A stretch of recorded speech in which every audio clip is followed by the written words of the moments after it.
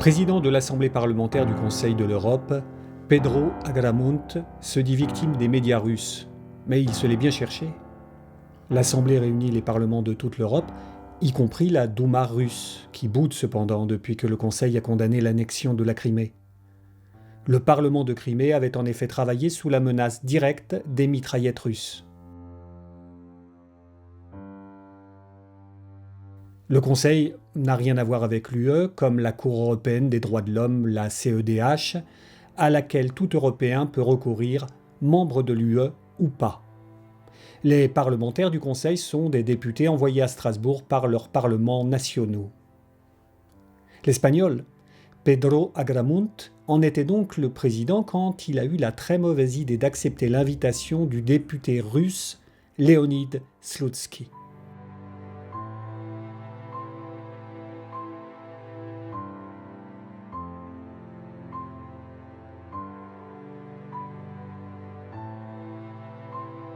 Personnage sulfureux, président de la Commission des Affaires étrangères de la Douma, Slutsky est chargé des relations avec le Conseil de l'Europe et avec le Parlement français. Privilège rare, il possède plusieurs terrains à Moscou et une collection de voitures dont la plus chère, au nom de son épouse, vaut plus de 6 années de leur salaire cumulé. Sous sanction des États-Unis et de l'Union européenne, il est un relais du système d'influence mis en place par Poutine à l'étranger. Slutsky n'a pas simplement invité Agramunt à dîner pour lui vanter les beautés de la Crimée, il l'a fait monter dans un jet militaire russe, direction Damas, en Syrie, pour y rencontrer Bachar al-Assad, sous le coup lui aussi de sanctions européennes, pour les bombardements de civils, l'usage de gaz interdit par les conventions de Genève et les 60 000 opposants morts sous la torture en prison. Dans un cadre démocratique, une décision sur les sanctions dépend d'un vote de l'ensemble du Parlement et pas seulement d'un oukase du président. Ce qu'Agramunt a bien été obligé d'expliquer aux Russes. Du coup, pour rentabiliser le voyage, Slutsky a choisi de le mouiller jusqu'au cou en le livrant aux bons soins de la propagande russe. RT, la chaîne internationale du Kremlin, s'est fait une joie d'annoncer dans toutes les langues que le président du Parlement européen rendait visite à Bachar al-Assad, ce qui délégitimait les décisions européennes. Agramunt y a perdu son job, car il ne devait pas laisser entendre qu'il représentait le Parlement alors même que celui-ci n'était pas au courant du voyage. Si Agramunt a sans doute été naïf, d'autres parlementaires savent parfaitement ce qu'ils font.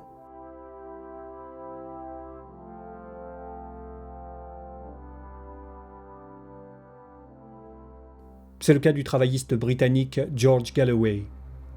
Ce jour-là, son discours, enflammé, entraîne Westminster à refuser l'intervention en Syrie, bien que Bachar al-Assad ait osé gazer sa propre population.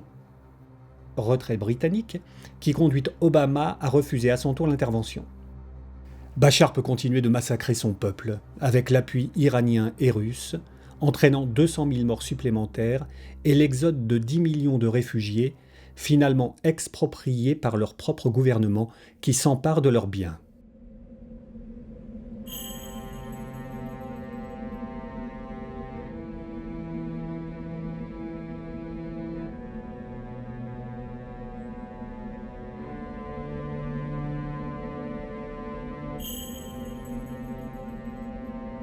Un bilan nettement plus sanglant que celui de l'intervention occidentale en Libye, quelles qu'aient pu en être les causes, discutable par ailleurs. Pour Galloway, vieux soutien du père Assad, puis du fils, les printemps arabes sont un complot sioniste.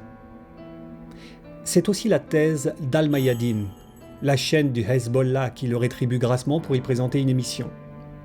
Longtemps correspondant d'Al Jazeera à Téhéran, Ghassan Benjedou a créé Al-Mayadeen parce qu'il trouvait la chaîne qatari trop tiède.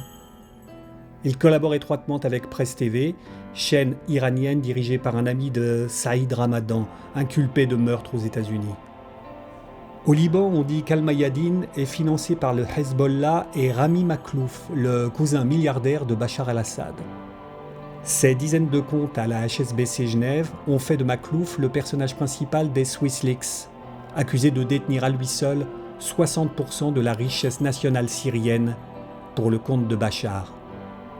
Mais Benjedou nie être inféodé à la Syrie.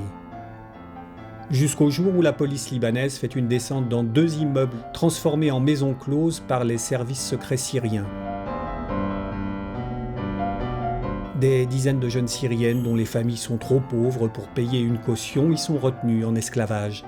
Les macros sont jetés en prison, sauf leur chef, officier de renseignement de l'armée de l'air syrienne, qui réussit à rejoindre la Syrie.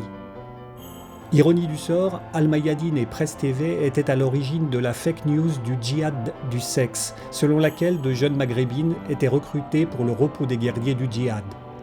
Ce qui, sous cette forme au moins, était un pur mensonge.